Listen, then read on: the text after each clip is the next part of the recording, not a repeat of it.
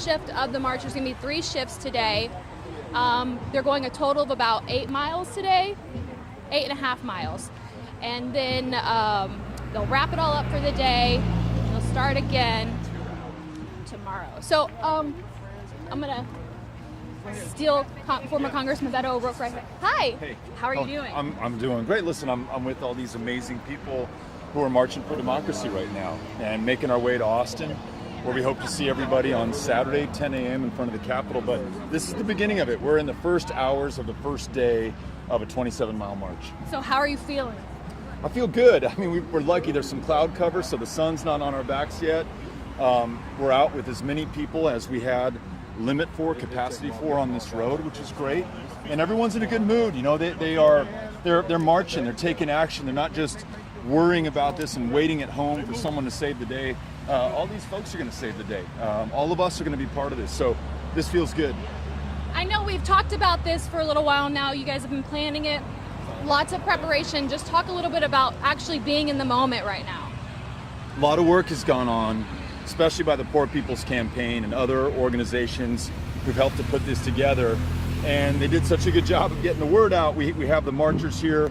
We see the number of people who are going to attend on Saturday growing. And what we know, because this is why we're doing this, is it's beginning to push the conversation for passage of the For the People Act. That's the voting rights bill of our age. It's like the 1965 Voting Rights Act in terms of its scope and the power and effect it's going to have on opening up elections to eligible voters. So, I mean, it feels good to be moving this and hopefully increasing the chances that will pass.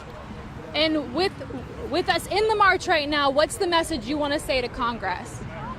Congress, you have to act. The For the People Act has passed the House of Representatives. President Joe Biden would sign it into law. We now need the Senate to do their job, just as they did in 1965 to pass the Voting Rights Act, just as they will do this year to pass the For the People Act. So we, the people of Texas, are doing everything we can. Even our state legislators have gone to D.C. to take the fight there. You in the Senate must now do your job. And so we're drawing a lot of comparisons with this march to that 1965 march from Selma to Montgomery. Talk a little bit about some of those similarities and what we're hoping to accomplish with this march, and that's similar to what they were trying to do then.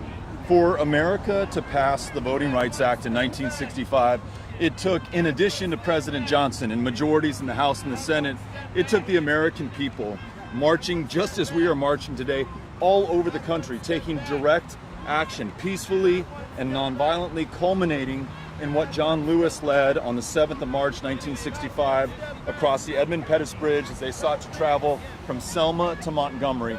In that same spirit, and I hope in that same tradition, are all these amazing Texans who are now marching and fighting for the Voting Rights Act of our time. So this is very much in keeping with some of the best of what has made America the great country it is today.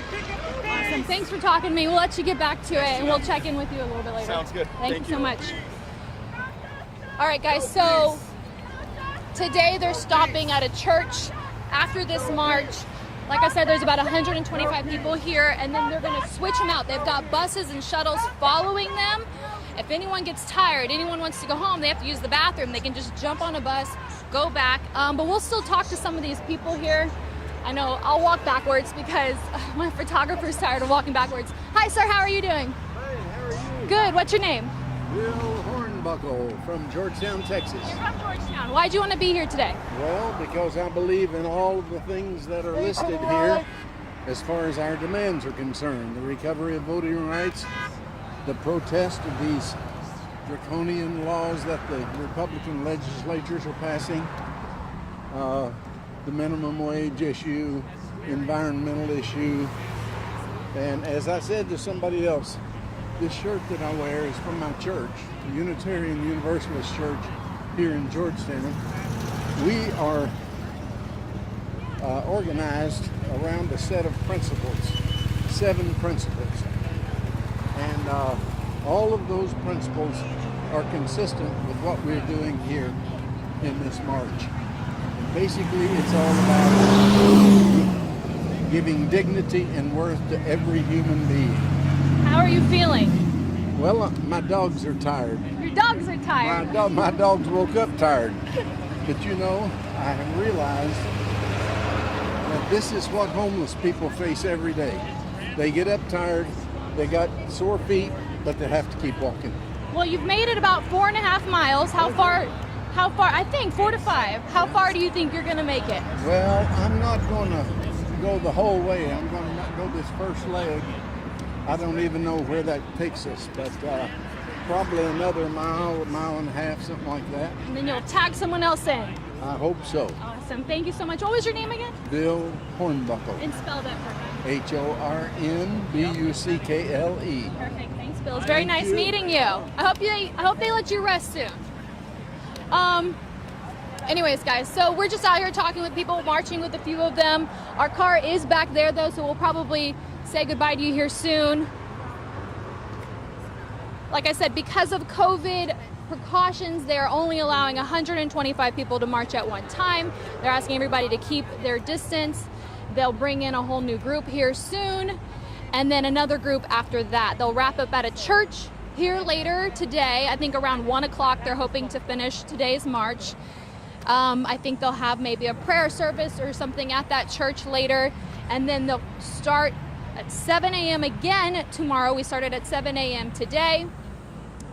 And then again on Friday, all leading up to that really big rally. They're hoping a massive rally Saturday at the Capitol, and we will be following that the entire way. But for now, we will probably walk back to our car just because we're getting a little far away from it. But we'll check back in with you guys later.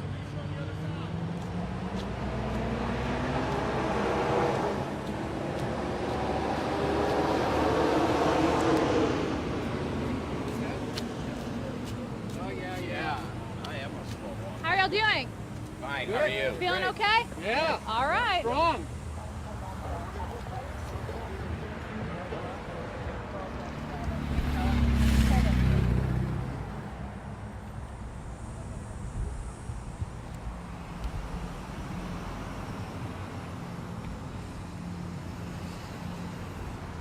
You okay with us powering down?